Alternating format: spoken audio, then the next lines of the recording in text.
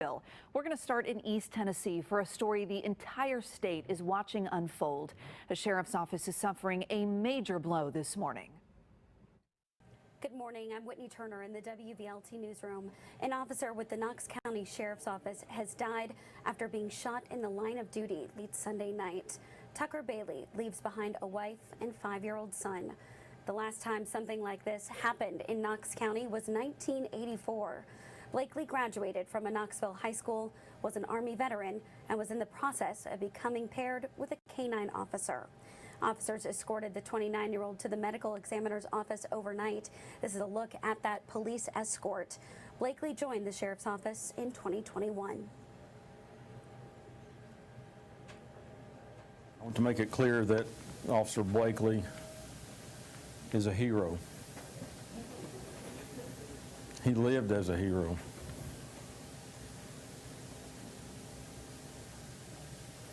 And he died a hero. Details of the investigation are being handled by the TBI and are limited right now. Well, Dollywood's express train is still shut down after a mechanical issue caused it to derail over the weekend. This happened around 8:30 Sunday night. The train experienced a mechanical problem that required all passengers to get off. No one is hurt, but take a look at your screen now. Here's some pictures we got from Amanda Varney, who was on the train. She was there with her family when the train derailed. She tells us they had no idea anything had even happened until another rider said they felt the train shake a little bit. She says the situation was handled almost flawlessly by Dollywood staff. This wasn't a tragedy, and I love the way that Dollywood handled everything. I went again this morning, and I would ride that train every day. I mean, I would ride that train again and again. So I don't feel like that I feel like it was just one of those things, that just happens. She says the park gave everyone on the train rainy day passes after the derailment. The TVA is launching a new program to make your home more energy efficient so you can save some money on your bills.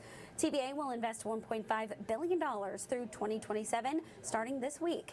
You can now apply for rebates. TVA contractors will then upgrade your home so it uses less energy, especially during the hot summers and the cold winters. That includes insulation, duct and air sealing, and HVAC tune-ups. TVA says this can save homes up to 50% a year on their energy bills. In the WVLT newsroom, those are your top headlines around East Tennessee.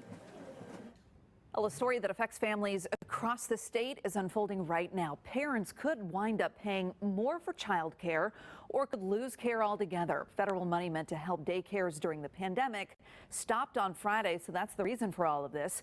Nashville's Glen Levin Day School is among the nearly 2,500 Tennessee child care programs that got that federal money. Preschool director Debbie Ferguson says a harsh reality is about to hit. I think it's very possible that a lot of centers are going to have to close their doors and are going to have to turn those fees and charge parents to be able to make up for the money that's been lost from these funds. It really does break my heart because I don't know if our parents can afford it, and these kids need care. All right, so state experts say your best bet is to start talking with your daycare right now about what changes they could potentially face in the future and how that may impact your family. TSU students are expected to meet with attorney Ben Crump today. They're trying to figure out how to recover billions of dollars in funding from the state of Tennessee. A report recently revealed that historically black colleges and universities in several states were underfunded by more than $12 billion. It turns out TSU is owed the most, more than $2 billion. I will make sure that I work tirelessly hard for every single zip code in this county. My name is Olivia Hill, and let's get to work. All right, you're watching History in the Making. That is the first transgender person to hold a political position in Tennessee, getting sworn into Metro Council last night in Nashville. Olivia Hill was sworn into office at the historic Hermitage Hotel. That's in, again, downtown Nashville.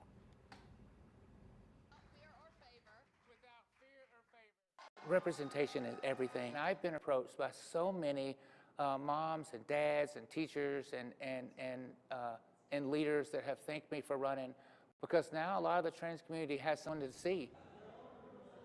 Hill is a military veteran who served in Operation Desert Storm.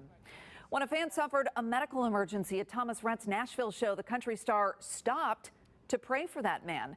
Video posted to TikTok shows all of this unfolding. You can see he stopped the show there and they begin praying for this man. Rhett later posted an update on Twitter saying that that fan was home and recovering.